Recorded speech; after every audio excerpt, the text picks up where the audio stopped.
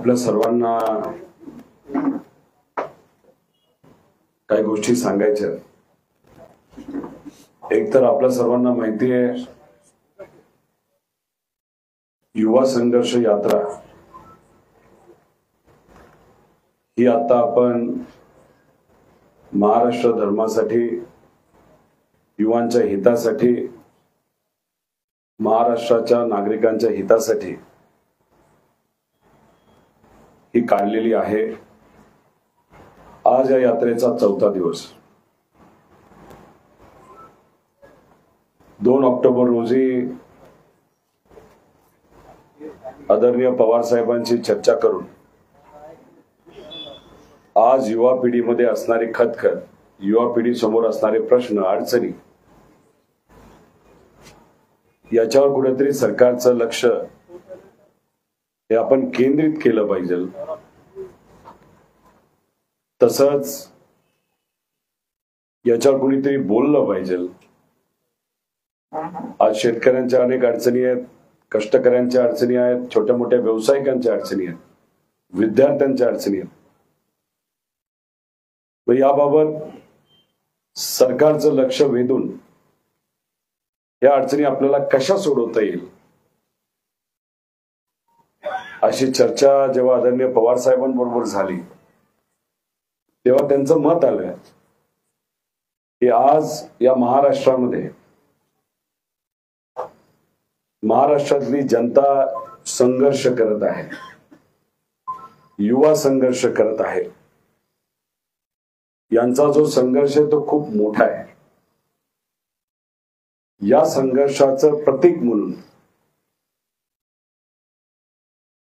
जर तुम्हाला काहीतरी करता आलं त्याचा तुम्ही विचार करा, लोकात जावा, लोकांशी चर्चा करा. जे मुद्दे तुमच्याकडे आले ते तेवढेच नसतील, अजून अनेक मुद्दे तुम्हाला लोकांमध्ये गेल्यानंतर कळतील. मग हे सांगितल्यानंतर 3 ऑक्टोबर रोजी आम्ही सर्वांनी मिळून पत्रकार परिषद घेतली आणि आपण युवा संघर्ष पदयात्रा काढत आहोत असं जाहीर केलं. 9 ऑक्टोबरला आपण अजून एक पत्रकार परिषद घेतली आणि मग आपण कुठल्या दिवशी यात्रा सुरू करणार आहोत, ती कुठल्या कुठल्या तालुक्यातून जाईल, त्याचं स्वरूप काय असेल, त्याच्याच बरोबर आपण कुठले मुद्दे घेत आहोत हे त्या प्रेस कॉन्फरन्स मध्ये आम्ही सर्वांनी मिळून सांगितलं. आणि मग ठरल्याप्रमाणे 24 ऑक्टोबर रोजी पुण्यामध्ये आपण आशीर्वाद यात्रा दसऱ्याच्या निमित्तानं काढायची.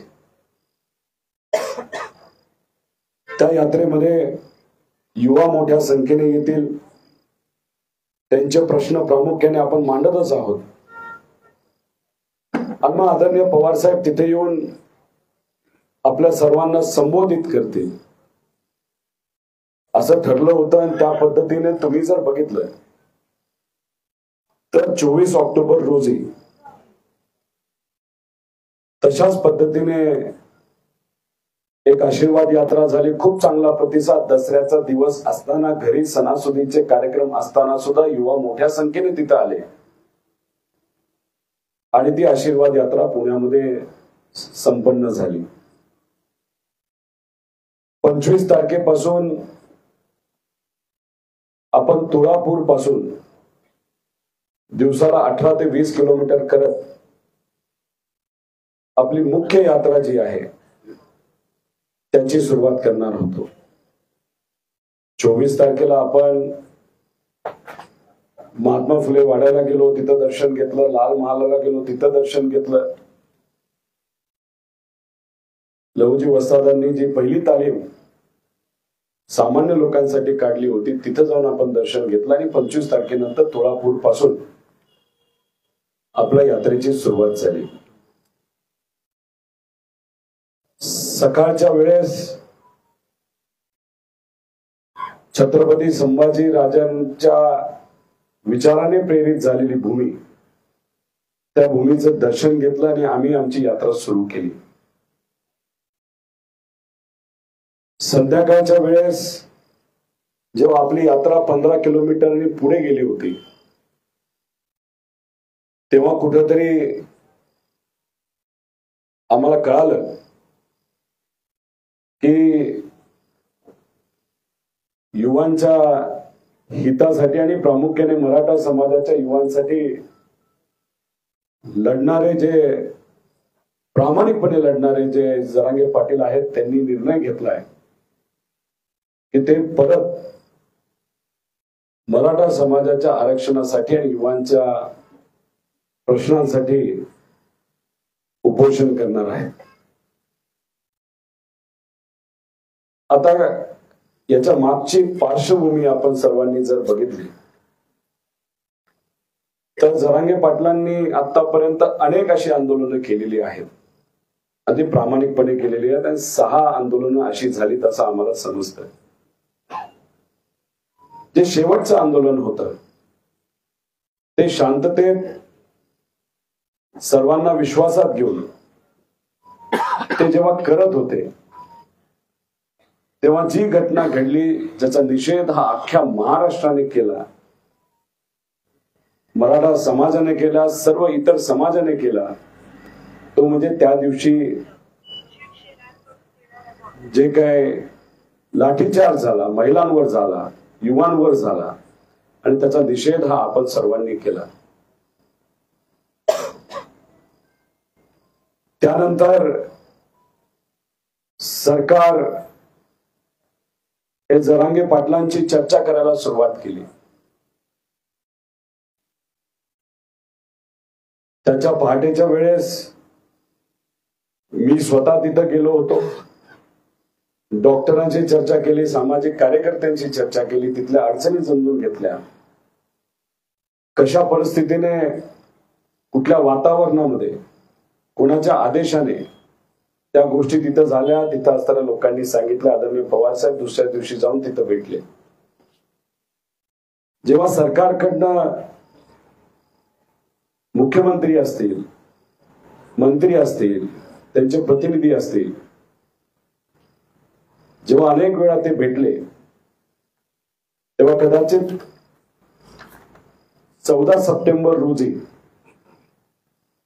मुख्यमंत्री एकनाथजी शिंदे साहेब त्या अंतरवलीला, सराटीला दाखल झाले, आणि मग तिथं काही शब्द या स्वाभिमानी महाराष्ट्राचे मुख्यमंत्री म्हणून त्यांनी दिले, ज्याच्यामध्ये 30 दिवसामध्ये आम्ही मराठा समाजाला आरक्षण देऊ असं त्यांनी सांगितलं. पण जरांगे पाटीलांनी त्यात अधिकचे 10 दिवस दिले, म्हणजे 40 दिवस हे सरकारकडे होते. त्याच्याच बरोबर आपण जर बघितलं, तिथे असणाऱ्या अनेक युवांवर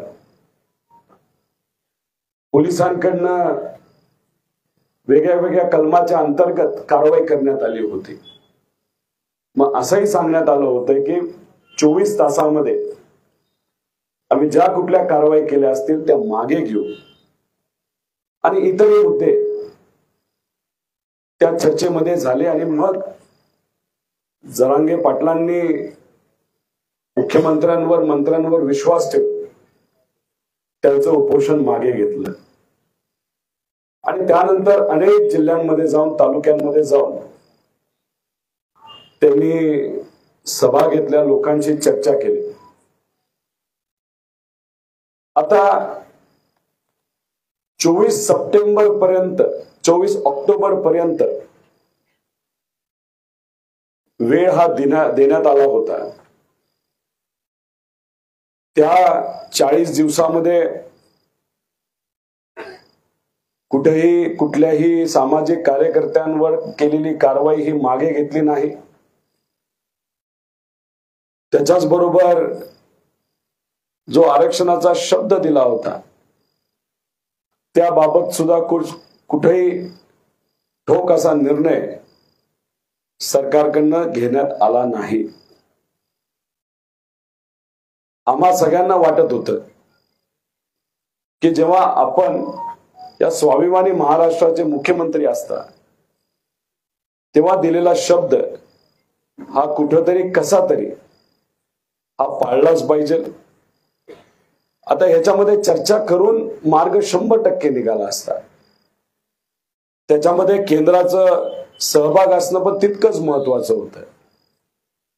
केंद्रात आपण गेला असता, चर्चा केली असती, तुम्ही काहीतरी निर्णय घेताय हे कुठंतरी दिसलं असतं तर कदाचित जरांगे पाटील असतील, त्यांच्याबरोबर इतरही सर्व सामाजिक कार्यकर्ते प्रत्येक गावामध्ये आता लोक आंदोलन करत आहेत, त्यांनी समजून सुद्धा घेतलं असतं की सरकार प्रयत्न करत आहे.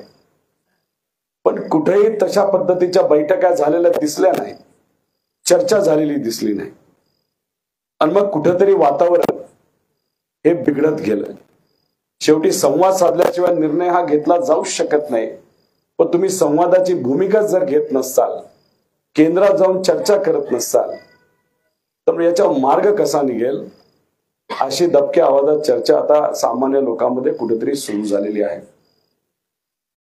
त्यामुळे मग हे वातावरण असताना कुठेतरी निर्णय घेतला जाईल हे मनामध्ये असताना आम्ही 3 ऑक्टोबरला पदयात्रा आपण युवांच्या हितासाठी काढणार आहोत हे कुठेतरी जाहीर केलं.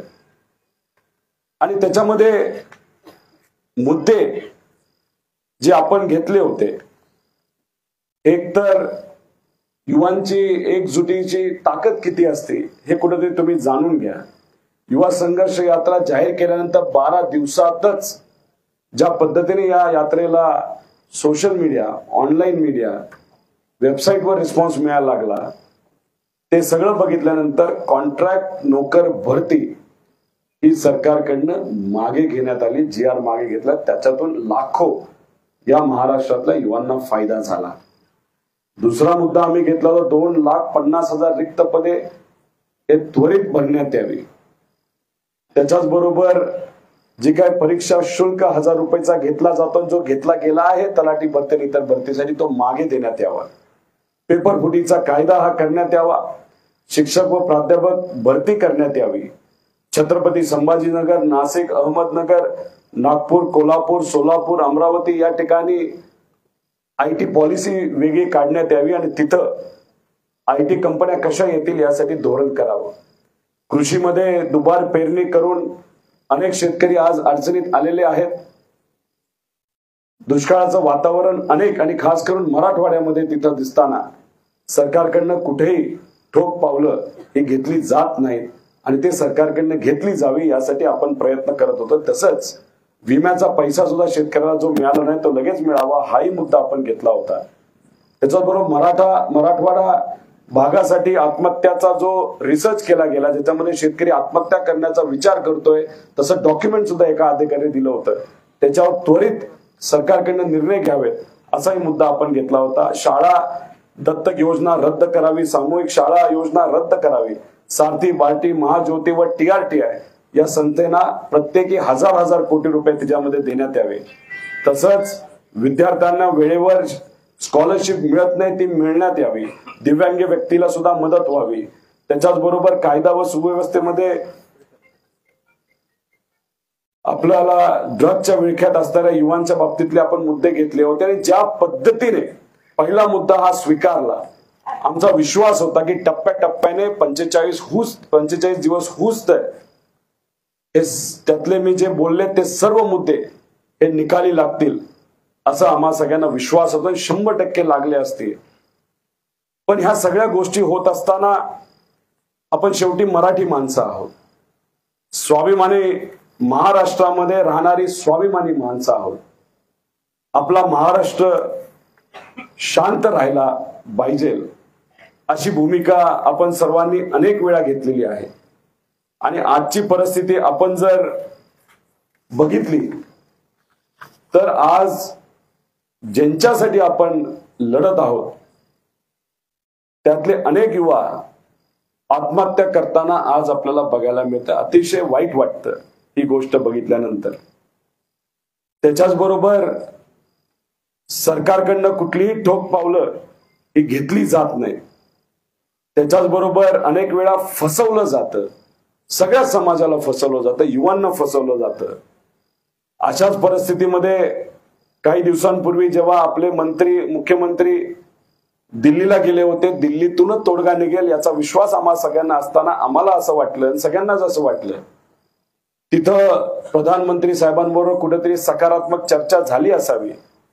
पण मग काल अहमदनगरच्या कार्यक्रमामध्ये आदरणीय मोदी साहेबांनी कुठेही मराठा समाजाचा मुद्दा तिथं काढला नाही.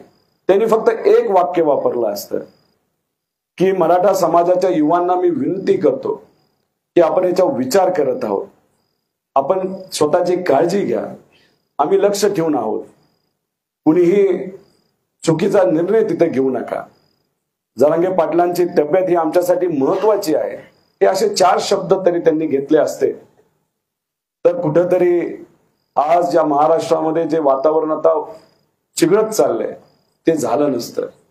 मी ही प्रेस कॉन्फरन्स घेण्याचं कारण म्हणजे की जेव्हा 15 तारखेला 25 तारखेला आम्हाला कळालं की जरांगे पाटील हे परत एकदा उपोषणाला बसत आहेत, त्याच दिवशी संध्याकाळी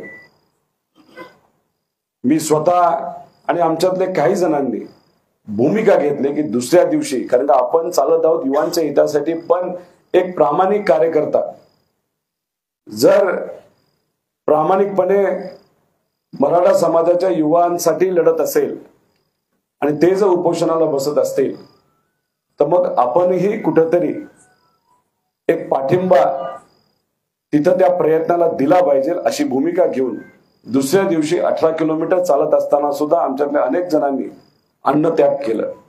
आम्हाला असं वाटत होतं की एक दिवस उपोषणाला झाल्यानंतर सरकार सिरियसली घेईल, त्यांच्याबरोबर कुठेतरी चर्चा करेल, पण कालच्या दिवशी तसं काही झालेलं दिसत नाही. काल पंतप्रधान येऊन सुद्धा त्यांनी कुठेही वक्तव्य केलं नाही. त्यामुळे सरकार या बाबतीत किती सिरियस आहे हे आज तरी काय सांगता येणार नाही. आमच्यासाठी प्रत्येक युवाचा जीव हा महत्वाचा आहे. आज जे युवा आत्महत्या करत आहेत ती गोष्ट बघून अतिशय दुःख वाटतं. अशा परिस्थितीमध्ये तसंच जरांगे पाटलांची जी तब्येत आहे ती आज खालावली आहे आणि खालावत जाईल असं अनेक तिथं असणाऱ्या डॉक्टरांचं, तिथं असणाऱ्या कार्यकर्त्यांचं मत आहे. त्या सगळ्या गोष्टीकडे बघत असताना मनामध्ये हा विचार जेव्हा आमच्या येत होता, आमच्यातली चर्चा होत होती, म्हणूनच तुम्ही जर बघितलं आज दुपारचा जो टप्पा होता तो आम्ही पूर्ण केला नाही. ज्या ठिकाणी आमचा सकाळचा टप्पा संपला तिथंच आम्ही थांबलो. माझ्याबरोबर इथं छत्रपती संभाजीनगर जिल्ह्यातले सर्व पदाधिकारी आलेले आहेत. त्यांनी व्यक्तिगत मला एक पत्र सुद्धा दिलेलं आहे आणि त्या पत्रामध्ये जे सर्व सामाजिक कार्यकर्ते त्यांची भूमिका छत्रपती संभाजीनगर त्या भागातली असेल, इतर आसपासच्या भागातली त्यांनी व्यक्त केली.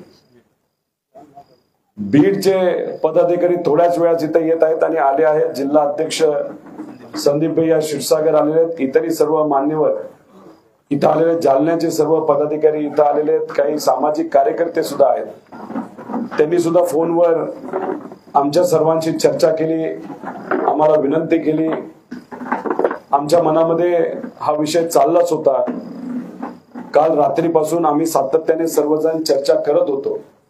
सकाळी सुद्धा आमच्या सगळ्यांची चर्चा झाली. त्यांच्याशी चर्चा झाल्यानंतर आमच्या मनामध्ये त्याबाबत एक विचार सुद्धा होत होता आणि मग आज इथं या सर्व जालना असेल, बीड असेल, छत्रपती संभाजीनगर असेल, परभणी असेल, हिंगोली असेल, तसंच पश्चिम महाराष्ट्रातले अनेक इथं देवदत्त भाऊ निकम सुद्धा आहेत, इथं पवारताई आहेत, पुणे जिल्ह्यातले पदाधिकारी भेटले. अनेक फोन आले, मलाही आले, पदयात्रींना सुद्धा आले, आमच्या बरोबर चालणारे जे सर्व पदाधिकारी होते त्यांना सुद्धा आले. आणि ह्या सगळ्या गोष्टी ऐकल्यानंतर आम्हा सगळ्यांची भूमिका आहे की आज जी परिस्थिती महाराष्ट्रामध्ये आहे तिथं कुठंतरी शांततेची जरूरत आहे. सगळ्यांनाच एकत्रित येण्याची जरूरत आहे. जे आज युवा पिढीसाठी लढत आहेत त्यांना कुठंतरी आपल्या सर्वांना पाठिंबा हा दिलाच पाहिजे. जरांगे पाटलांच्या आरोग्याची काळजी ही आपण घेतलीच पाहिजे. आज युवा जे आत्महत्या करत आहेत त्याची नोंद घेतलीच पाहिजे आणि आत्महत्या थांबवाव्यात यासाठी आपल्या सर्वांना पार्टीचे लेबल काढून या स्वाभिमानी महाराष्ट्रातले एक नागरिक म्हणून आपला जो काय प्रयत्न करता येईल तो प्रयत्न करावा लागेल आत्महत्या थांबवण्याचा. आणि हे वातावरण अजून वेगळ्या दिशेला जाऊ नये यासाठी या महाराष्ट्रातली तमाम जनतेने आपल्याला प्रयत्न करावे लागतील. या सगळ्या गोष्टी मनामध्ये ठेवून आपला स्वाभिमानी महाराष्ट्र शांत राहिला पाहिजे. युवांना संधी मिळाली पाहिजे. युवांचं ऐकलं गेलं पाहिजे. यासाठी आम्ही एक निर्णय सर्वजण मिळून घेत आहोत की ही यात्रा जी आपण युवांसाठीच काढली होती, महाराष्ट्राच्या नागरिकांसाठी काढली होती, महत्वपूर्ण विषय घेऊन काढली होती, ती काही काळ आपण स्थगित करत आहोत. जेव्हा योग्य वेळ असेल तेव्हा पुढे आपण ही यात्रा कशी घेऊन जाणार आहोत याचा निर्णय हा आपल्या सर्वांना आम्ही देऊ. पण कुठल्याही परिस्थितीमध्ये आपला स्वाभिमानी महाराष्ट्र, स्वाभिमानी मराठी माणूस याला कुठलीही आज अडचण येऊ नये यासाठी नागरिक म्हणून आम्ही सर्वजण जे आज संघर्ष करत आहेत त्यांच्याबरोबर आहोत. जी काय मदत आम्हाला सर्वांना करता येईल ती 100% आम्ही करू.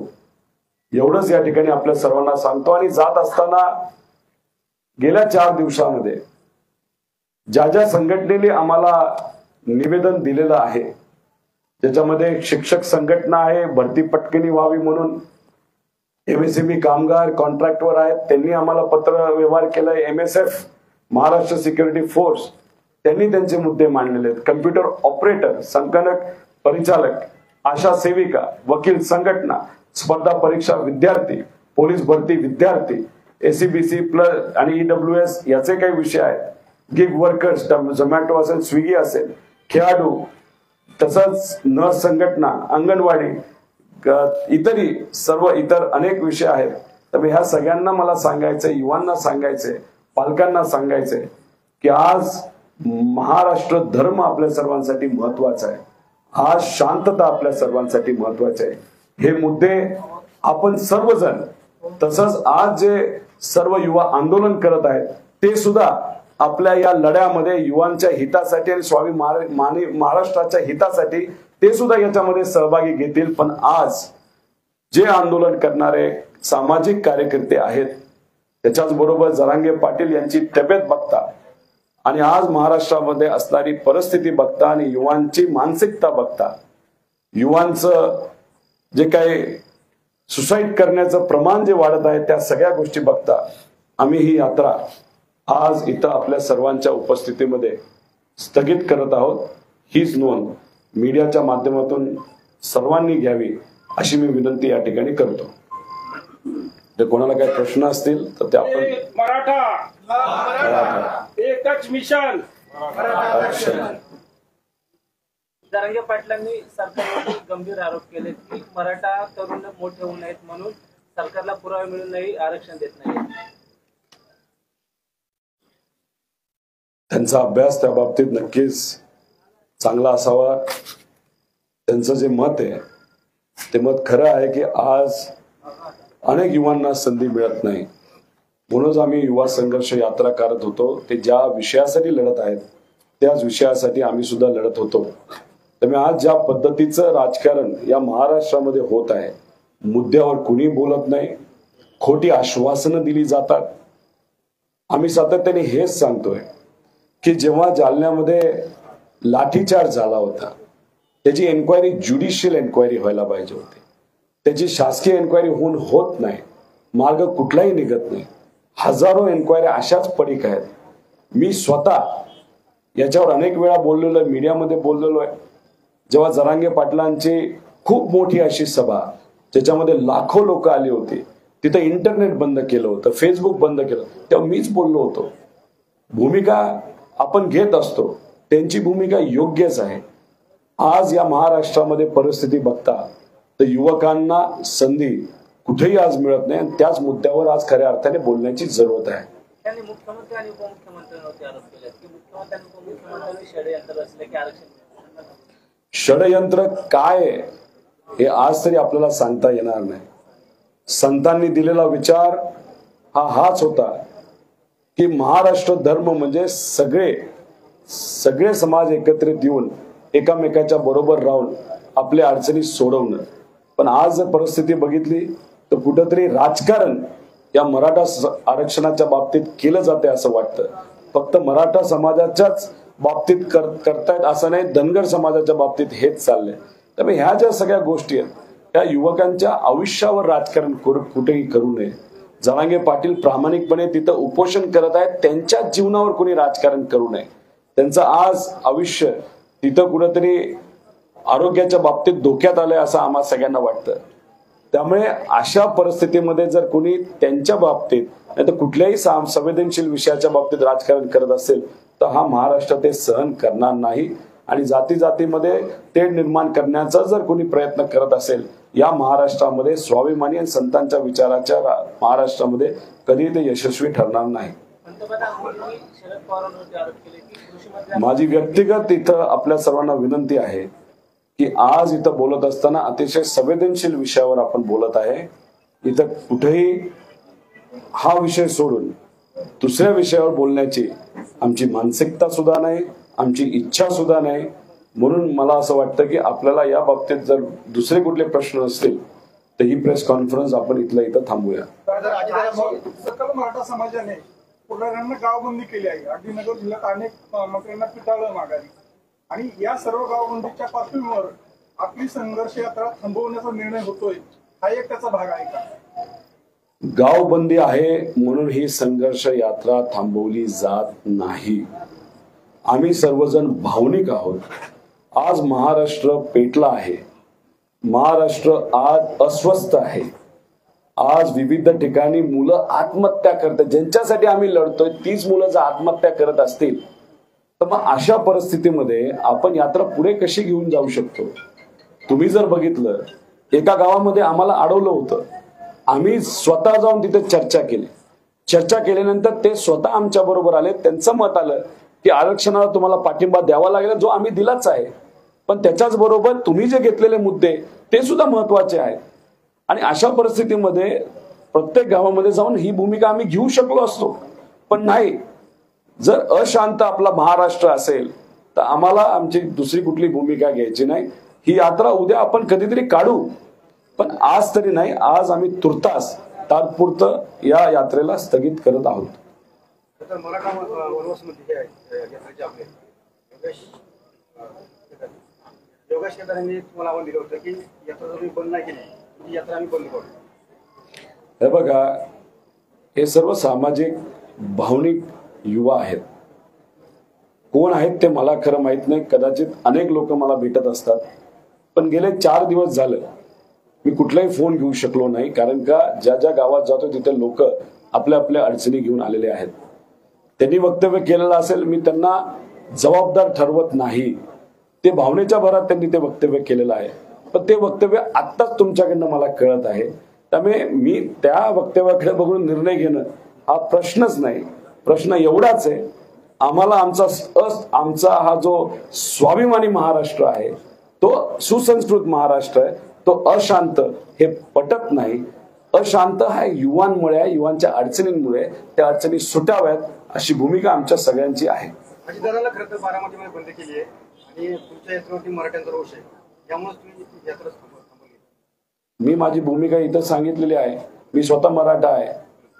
मग आता मी स्वतः माझी भूमिका घेऊन माझी यात्रा इथं कशामुळे स्थगित करत आहोत हे तुम्हाला सांगितलेलं आहे. त्यामुळे तुम्ही जर म्हणत असाल मी घाबरलो का, जर या महाराष्ट्रामध्ये युवा आत्महत्या करत असेल, हो मी घाबरलो. हा जो स्वाभिमानी महाराष्ट्र, जो संस्कृत महाराष्ट्र आहे, तिथं जर अशांत असेल, हो मी घाबरलो. आज जर युवांना संधी मिळत नसेल आणि त्याच्यामुळे जर युवा वेगळा कुठला ते निर्णय घेत असतील, हो मी घाबरलो. मी कुठेही मी वेगळी भूमिका म्हणत नाही. मी बोलतो ना तुम्हाला, आज जी परिस्थिती या महाराष्ट्रामध्ये बघत आहे, जातीय तेढ निर्माण करण्याचा प्रयत्न करत आहे. आणि अशा परिस्थितीमध्ये तुम्ही जर मला विचारत असाल हो मी घाबरलो का, तर हो मी घाबरलो. कारण ही परिस्थिती महाराष्ट्राच्या आजच्यासाठी आणि उद्यासाठी आणि मुलांच्या भवितव्यासाठी ही पोषक नाही, असं एक मराठी माणूस म्हणून, या महाराष्ट्राचा नागरिक म्हणून ही माझी भूमिका आहे आणि हा माझा विचार आहे. तुम्ही ज्या अर्थी ही संघर्ष यात्रा काढली, याच्यामध्ये युवकांचे अनेक प्रश्न तुम्ही त्याच्यामध्ये मांडलेत, मात्र मराठा आरक्षणाबाबत त्याबद्दल कोणत्याही वक्तव्य केलेलं नाही. टीव्हीवर अनेक वेळा मी भूमिका घेतलेली आहे, सभागृहामध्ये मी मुद्दे मांडलेले आहेत आणि हे जे सर्व मुद्दे आहेत ते इथंच संपणार असं नाही. जेव्हा अधिवेशन घेतलं जाईल तेव्हा आम्ही 100% मांडू. आणि अजून एक माझी व्यक्तिगत मागणी आहे, मी स्वाभिमानी महाराष्ट्राच्या विधानसभेचा एक सदस्य आहे. माझी सरकारला एक मागणी आहे, आरक्षणाच्या विषयाच्या बाबतीत एक स्पेशल अधिवेशन पुढच्या 2 दिवसामध्ये करण्यात यावं.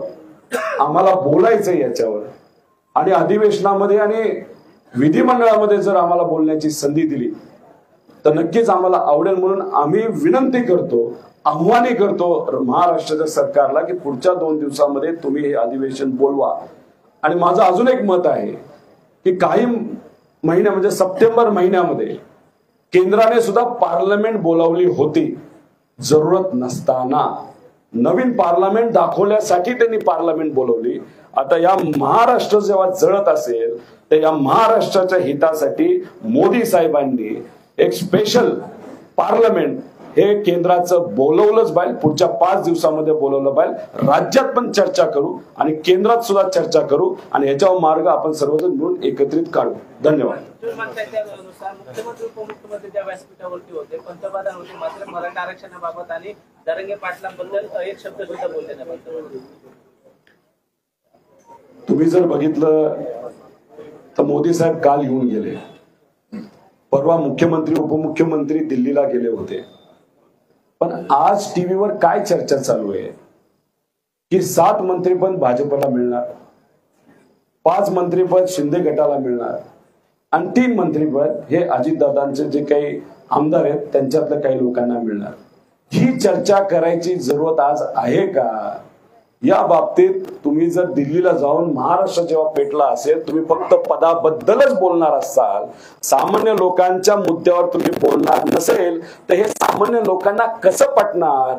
एकाच व्यासपीठावर या देशातला आणि या जगातला कदाचित सर्वात ताकदवान माणूस तुमच्या जवळ बसलेला असताना तुम्ही त्यांच्या कानामध्ये जाऊन सुद्धा जर सांगू शकत नसाल की महाराष्ट्रात काय अडचण आहे आणि शासकीय कार्यक्रमामध्ये तिथं जर राजकीय टीका होत असेल तर मग ह्यांना फक्त राजकारणच पडलेलं असेल. आणि अशा परिस्थितीचं राजकारण या महाराष्ट्रामध्ये असेल तर का या युवांना असं वाटणार नाही की राजकारणच नको? त्यामुळे ह्या सगळ्या नेत्यांनी ही भूमिका मनामध्ये ठेवली पाहिजे, सत्तेत असणाऱ्या लोकांनी सुद्धा आणि सत्तेत नसणाऱ्या लोकांनी सुद्धा, की मुद्द्यावर बोलायचं शिका. कारण का आज युवा पिढीला मुद्द्यावर बोलणं महत्वाचं आहे. आणि आजचा मुद्दा आहे की महाराष्ट्र आज जळतोय. मराठा आरक्षणाचा मुद्दा अतिशय महत्वाचा आहे. त्याच्यावर चर्चा करून तोडगा काढण्यापेक्षा अनेक लोकांना पदं पडलेली आहेत. हे खरंच शोकांतिका आहे आपल्या या राजकारणामध्ये, असं मला वाटतं. तुम्हाला असं वाटतं का फक्त दिल्लीला जाऊन मंत्रिमंडळ विस्ताराबाबत चर्चा झाली, मराठा आरक्षणाबाबत चर्चा झालीच नाही? काल देशाचे प्रमुख महाराष्ट्रामध्ये येऊन जर आरक्षणाच्या बाबतीत एक शब्द सुद्धा काढत नसतील तर मग त्याच्या आदल्या दिवशी कुठलीच चर्चा या बाबतीतली झाली नसावी हे सिद्ध होतं ना.